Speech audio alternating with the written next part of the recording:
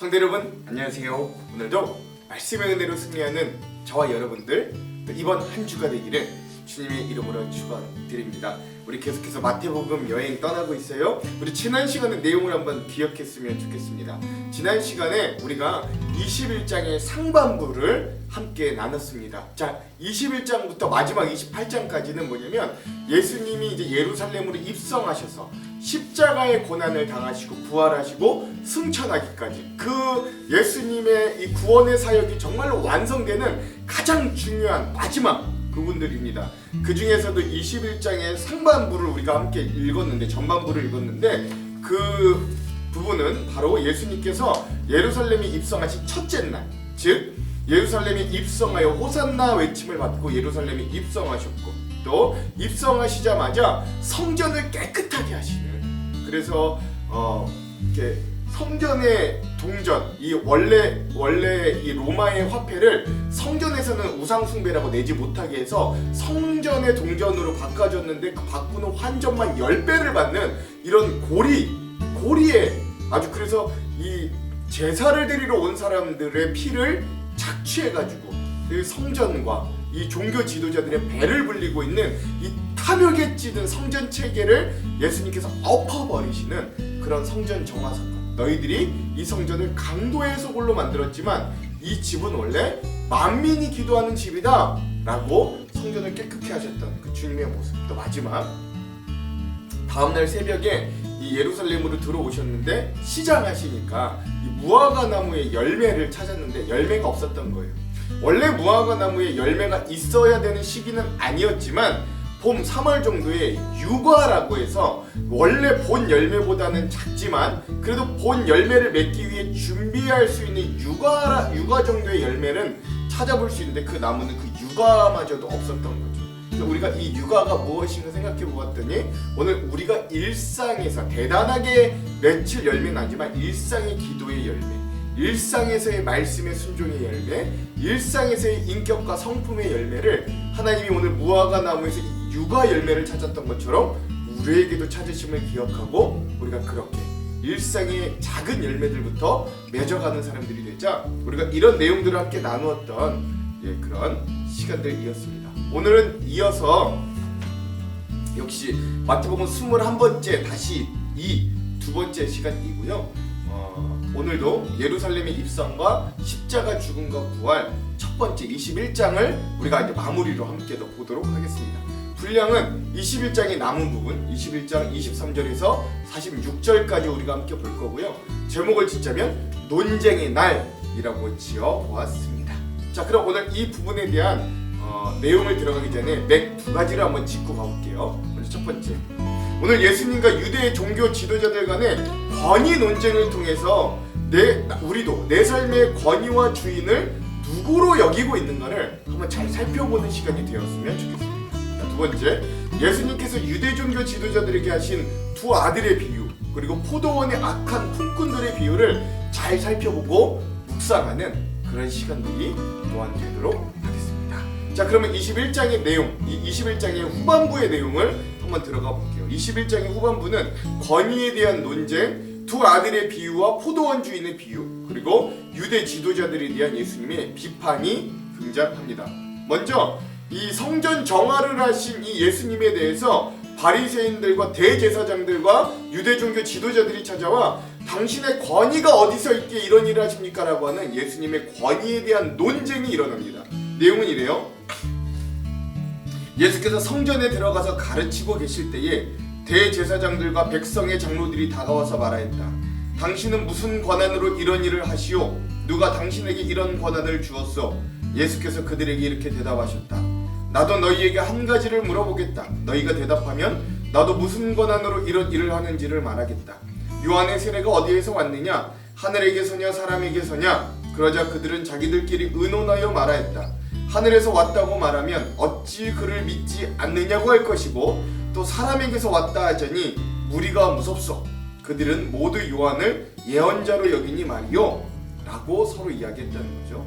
그래서 그들은 예수께 모르겠다고 대답하였다. 예수님의 역으로 핵심을 찔린 이 대답에 이들도 모르겠다고 회피한 겁니다. 그러자 예수님께서도 말씀하셨다.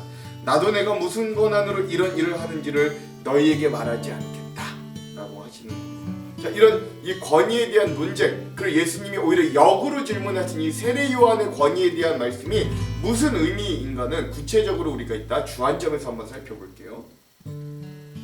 그리고 나서 예수님이 이제 이렇게 이 대제사장들과 백성의 장로들과 설전을 벌이신 이후에 시선을 돌려서 그곳에 함께 있는 무리들을 향해 이 두 아들에 대한 비유를 말씀하십니다.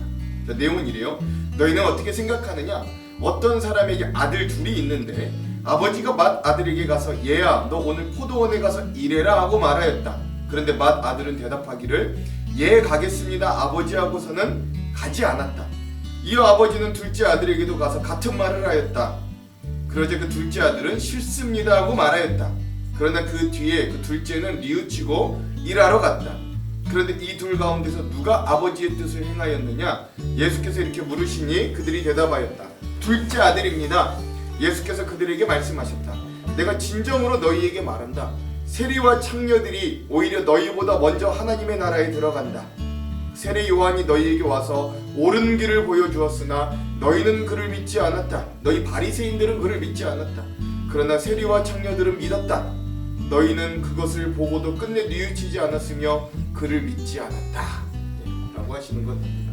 자, 여기서 마지 첫째 아들은 누굴까요? 여기에 등장하는 대제사장, 이 장로들, 백성의 장로들, 그리고 바리새인들, 이런 유대교 종교 지도자들, 정치 지도자들에 대한 그런 자들을 마지로 표현한 겁니다. 이들은 겉으로 보기에는 아버지의 말씀에 순종한 것처럼 율법을 잘 지키는 듯 보였어도 그들은 진짜 하나님이 원하시는 삶은 순종하지 않았던 이 첫째 마지 아들과 같은 자였다면, 둘째는 누구를 의미하냐? 여기 말씀에 분명히 등장합니다. 둘째는 세리와 창녀, 창기들을 이야기합니다. 이들은 겉으로 보기에는 율법을 지키지 않는 죄를 범한 자들처럼 부정한 자들로 여김을 받는 사람들이었어요. 그러나 이들은 세례 요한에게 가서 회개의 세례를 받고 또 하나님을 진정으로 따르는 예수님을 진정으로 따르는 주님의 제자들이 된 자들이었습니다. 여기에 그러한 첫째와 둘째에 대해 예수님이 어떻게 평가하시는지를 우리가 잘 알 수 있고, 이것도 역시 주안점으로 더 깊게 살펴보도록 하겠습니다. 자, 대제사장들과 유대 종교 지도자들과 설전을 벌이고 난 권위에 대해서 설전을 벌이시고 이제 거기 있는 무리들을 향해 두 아들의 비유를 이야기하신 예수님은 이제 또 다른 비유를 드시는데, 이것은 이제 무리들을 향하라기보다는 이제 그 자기를 공격하였던 대제사장들, 장로들, 바리새인들을 향한 예수님의 비유다라고 할 수 있습니다. 포도원 주인과 악한 농부들의 비유입니다. 내용은 이래요. 다른 비유 하나를 들어보아라. 어떤 집주인이 있었다. 그는 포도원을 일구고 울타리를 치고 그 안에 포도즙을 짜는 확을 파고 망대를 세웠다. 그리고 그것을 농부들에게 새로 주고, 즉 소작농들을 줬다는 거죠. 멀리 떠났다. 이사야서에 보면 이스라엘 전체를 포도원으로 비유하시는 하나님의 말씀이 있고요. 그 포도원의 주인 농부가 하나님이시다라고 하는 말씀이 있는데, 예수님은 아마도 그러한 이사야의 비유를 여기에 갖다 쓰신 것 같아요. 이제 이 주인이 그렇게 새를 주고 멀리 떠났습니다. 자, 열매를 거둬들일 철이 가까이 왔을 때 그는 소출을 받으려고 자기 종들을 농부에게 보냈다. 즉 소작료를 받으려고 한 거죠. 그런데 농부들은 그 종들을 붙잡아서 하나는 때리고 하나는 죽이고 또 하나는 돌로 쳤다. 주인은 다시 다른 종들을 처음보다 더 많이 보냈다. 그랬더니 농부들은 그들에게도 똑같이 하였다 라고 합니다. 즉 여기서 농부의 주인이 소작료를 받기 위해 보낸 하나님의 종들은, 이 종들은 누구냐? 구약시대의 예언자들, 선지자들을 이야기한다라고 할 수 있어요. 자, 그래도 이 이스라엘 백성들이 그 예언자, 선지자들을 받아들이지 않자 그런 마지막으로 이 주인은 자기 아들을 보내며 말하기를 그들이 내 아들이야 존중하겠지 하였다. 그러나 농부들은 그 아들을 보고 그들끼리 말하였다. 이 사람은 상속자다. 그를 죽이고 그의 유산을 우리가 차지하자. 그러면서 그들은 그를 잡아서 포도원 밖으로 내쫓아 죽였다 라고 합니다. 즉 이제 이 포도원 주인이 보낸 아들은 누굴까요? 이분은 바로 예수 그리스도를 의미하고, 이 하나님의 아들 예수 그리스도가 이 이스라엘 땅, 이 세상으로 왔으나 이들이 결국 그 아들마저도 죽일 것을 이 비유해서 예언하시는 겁니다. 그러니 포도원 주인이 돌아올 때 그 농부들을 어떻게 하겠느냐? 그들이 예수께 말하였다. 그 악한 자들을 가차없이 죽이고 제때에 소출을 바칠 다른 농부들에게 포도원을 맡길 것입니다. 라고 하는 것이죠. 그래서 오늘 이 이스라엘이 결국 이 선지자들 또 지금 이 유대교 지도자들은 예수님을 박해하고 죽일 것을 미리 아시고 이렇게 비유하심으로 결국 이 구원의 주도권, 이 주님께 구원받는 이 구원의 주도권이 이스라엘 백성들에게서 이방 민족 다른 농부들에게로 넘어감을 또한 이 비유를 통해 알려주시는 것입니다. 이것도 역시 주안점으로 살펴볼게요. 자, 그러면서 마지막으로 예수님은 오늘 말씀의 마지막 예수님은 유대 정치와 신앙 지도자들을 향한 경고를 하십니다. 예수께서 그들에게 말씀하셨다. 너희는 성경에서 이런 말씀을 읽어본 일이 없느냐? 집 짓는 사람이 버린 돌이 집 모퉁이의 머릿돌이 되었다. 이것은 주님께서 하신 일이요 우리의 눈에는 놀라운 일이다. 이것은 시편 118편 22절의 말씀을 예수님이 인용하신 거예요. 그러므로 나는 너희에게 말한다. 하나님께서는 너희에게서 하나님의 나라를 빼앗아서 그 나라의 열매를 맺는 민족에게 주실 것이다. 이 돌 위에 떨어지는 사람은 부스러질 것이요 이 돌이 어떤 사람 위에 떨어지면 그를 가루로 만들어 놓을 것이다. 대제사장들과 바리새파 사람들은 예수의 비유를 듣고서 자기들을 가리켜 하시는 말씀임을 알아채고 그를 잡으려고 하였으나 무리들이 무서워서 그렇게 하지 못하였다. 무리가 예수를 예언자로 여기고 있었기 때문이다. 아멘. 이렇게 하면서 오늘 이 논쟁의 날이 본격적으로 시작되었고 예수님이 대제사장, 백성들의 장로, 또 바리새인들과 설전을 벌이시고 또 때로는 비유로 깨닫게 하시고 또 비유로 그들을 비판하시기도 하시는 이런 모습들을 우리가 함께 보았습니다. 자, 그럼 오늘 이 부분 이제 마태복음 21장의 후반부의 핵심 구절을 한번 살펴볼게요. 이 부분의 핵심 구절은 마태복음 21장 42절에서 43절입니다. 제가 한번 읽어볼게요. 예수께서 이르시되 너희가 성경의 건축자들이 버린 돌이 모퉁이의 머릿돌이 되었나니 이것은 주로 말미암아 된 것이요 우리의 눈에 기이하도다 함을 읽어본 적이 없느냐. 그러므로 내가 너희에게 이르노니 하나님의 나라를 너희는 빼앗기고 그의 나라의 열매 맺는 백성이 받으리라. 아멘. 오늘 이 마태복음 21장의 후반부의 핵심 구절로 삼았습니다.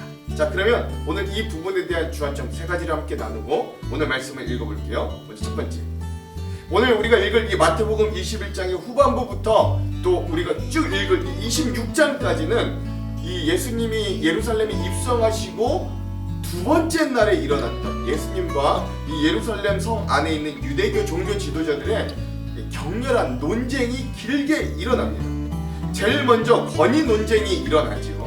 예수님께서 예루살렘에 입성하신 첫째 날 바로 성전에서 정화 사건을 일으켰지만 반대로 성전 지도자들에서 이 입장에서 이 성전 정화의 사건을 보면 예수님의 행위는 성전 모독죄였어요. 현대에서도 법정 모독죄라는 것이 있어요. 법원에서 재판 중에 누가 들어와 책상을 엎고 난동을 피우면 판사가 그 자리에서 그를 법정 모독죄로 구속시킵니다. 이들은 마치 예수님을 그렇게 보았다라는 걸 알 수 있어요. 그리고 그 다음날 대제사장들과 백성들의 장로라는 사람들이 대책을 논의하고 오늘 몰려와서 예수님께 따지는 거예요. 당신이 무슨 권한으로 이런 일을 하는가? 대제사장은 예수님을 성전 모독죄로 잡으려고 하고 있습니다. 여러분, 여기서 이제 권위라는 것을 우리가 좀 생각해 볼 필요가 있는데, 여러분 요새 우리가 권위라고 말하면 뭐예요? 쉽게 말하면 면허증, 라이센스를 말합니다.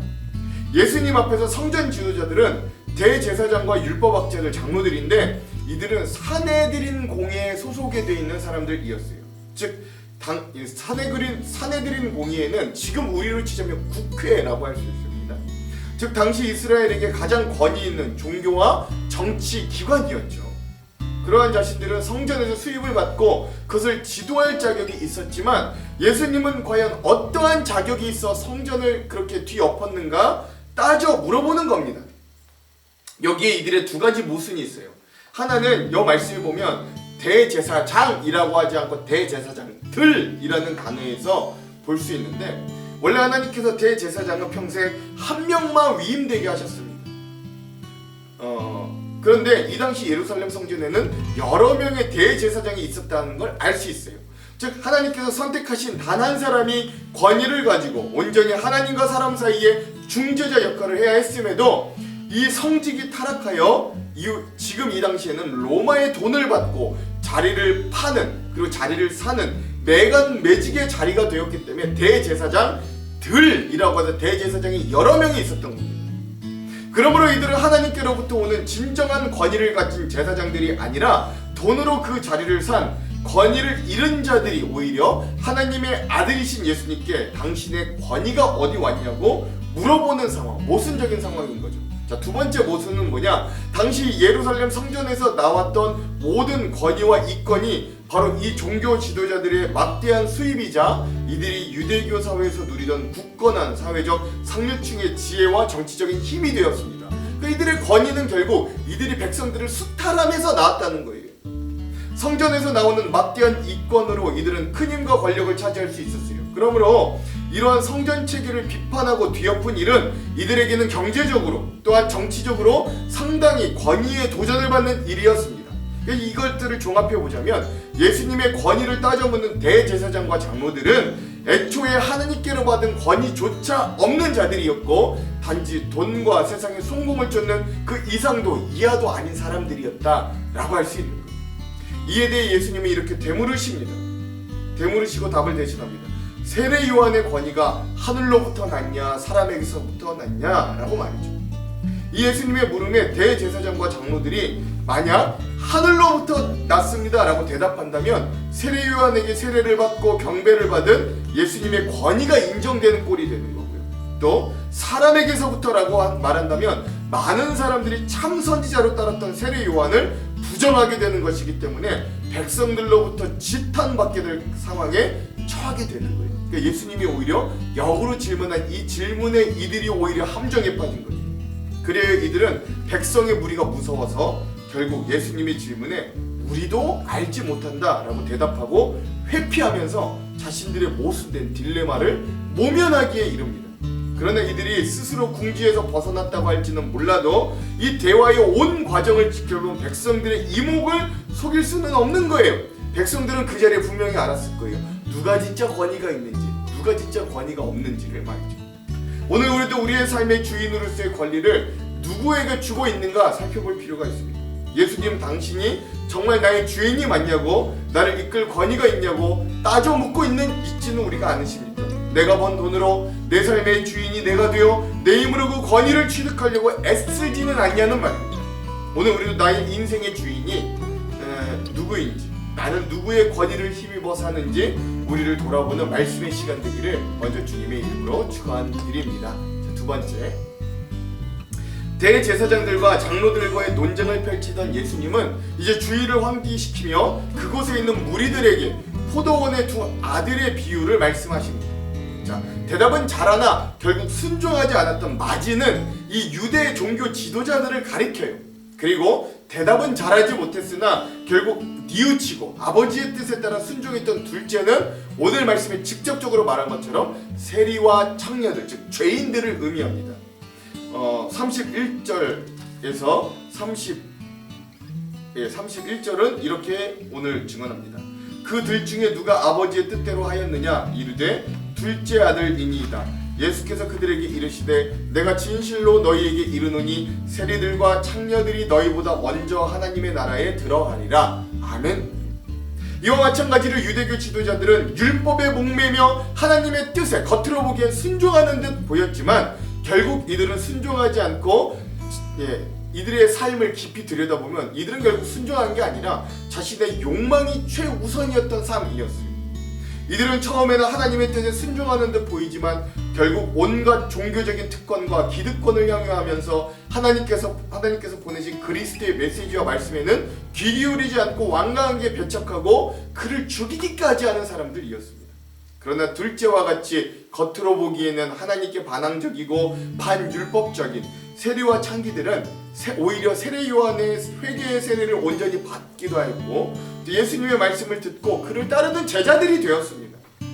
이 비유는 그래서 이 비유가 뜻하는 건 뭐냐? 그가 유대인이든 이방인이든 바리새인이든 창기든 세리이든 간에, 또한 그가 어느 시대의 어떤 사람들이든 간에 진리를 듣고 아는 자가 구원을 얻는 것이 아니라 그 진리를 수용하고 삶으로 순종하는 자가 구원을 얻을 수 있음을 말씀해 주는 거예요. 즉 진리를 듣고 알고 형식적으로는 승인은 하면서도 순종으로 살아내는 삶이 결여된 사람들은 오늘 이 두 아들의 비유에서 대답은 잘하나 결국 그 말씀에 순종하지 않았던 첫째 아들과 같은 사람이라고 할 수 있습니다. 그러나 듣고 아는 것에 때론 그게 어려워서 때론 질문도 던지고 의심하고 쉽게 받아들이지는 못하여도 결국 발버둥치며 말씀이 가르치는 대로 그 방향을 잡고 그렇게 진실로 살아내는 순종하는 사람들은 대답은 싫다 하였으나 결국 아버지의 말씀에 순종한 둘째와 같다라고 할 수 있는 거예요. 그러므로 오늘 우리 구원받은 성도들은 복음과 말씀을 듣고 아는 것에서 멈추는 것이 아니라 한 단계 더 나아가 깨닫고 믿어 순종하는 삶의 모습을 보일 수 있어야 합니다. 예수님은요 산상수훈 말미 7장 21절에 이렇게 말씀하셨어요. 나더러 주여 주여 하는 자마다 다 천국에 들어갈 것이 아니요 다만 하늘에 계신 내 아버지의 뜻대로 행하는 자라야 들어가리라 라고 합니다. 이렇게 경고하셨어요. 또한 예수님은요 이 마태복음 12장 50절에도 이렇게 말씀하십니다.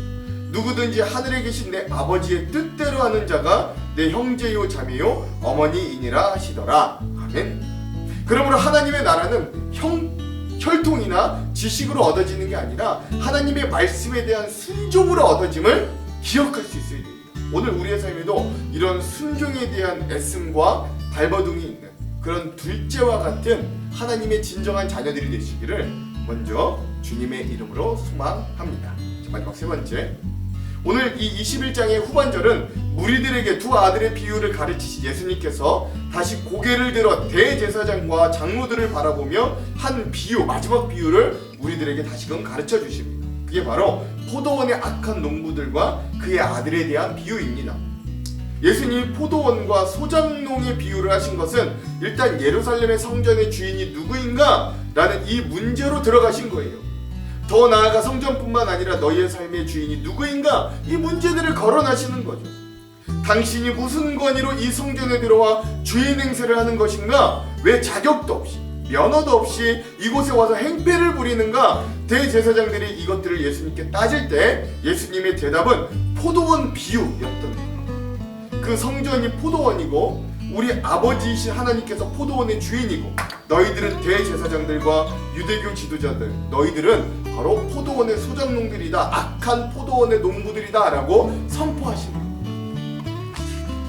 포도원 주인은 그 포도원을 소작농들에게 맡기고 소작료를 받기 위해 종들을 보냅니다.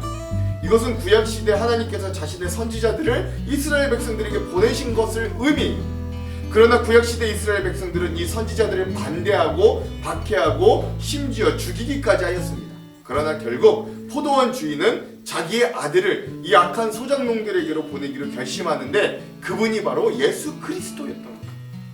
그러나 이 악한 소작농들은 이 아들을 죽이기로 결심하고 그 아들을 포도원 밖으로 끌고 가 결국 죽입니다. 그리고 결국 이 모든 사실을 안 포도원 주인은 이 악한 소작농들을 죽이고 그 포도원을 다른 농부들에게로 맡깁니다. 이 비유는 먼저 예수님을 죽일 논의를 하고 있었던 대제사장들과 유대교 지도자들에 대한 예수님의 직격의 비난입니다. 그러나 이 비유의 더 중요한 의미는 구원의 주도권이 이 악한 농부들에게서 이제 다른 농부들에게로 갔다라는 데 있습니다. 그러므로 이제 구원은 이스라엘 민족인가 아닌가는 혈통으로 주어지는 게 아니에요. 이제 구원은 예수 그리스도를 받아들이고 영접하는 사람, 즉 복음을 받아들인 자 누구에게나 주어지는 만민에게 열린 구원의 문이 되는 겁니다. 또한 이제 구원과 믿음의 주도권은 선민이라고 여기는 이 교만한 이스라엘에게로부터 겸손히 하나님께 나아가 온전히 믿는 모든 이들에게로 이양되더라 라는 것이죠. 그렇다면 이 비유를 통해 오늘 우리들에게도 한번 적용해 봅시다. 오늘 우리의 삶에도 하나님의 주인 되심을 인정하지 않고 하나님의 통치하심을 거부하는 자들에게는 반드시 심판이 있을 걸 먼저 기억해야 됩니다. 교회는 십자가에 달려 죽으신 예수 그리스도 위에 세워진 이 새로운 백성들의 공동체입니다. 교회는 성령을 받아 양심이 변화되고 하나님의 말씀을 깨닫게 되며 그 말씀에 순종할 수 있는 능력을 받은 새 언약의 백성들의 모임입니다. 그러므로 교회는 결코 이스라엘과 같아서는 안 돼요.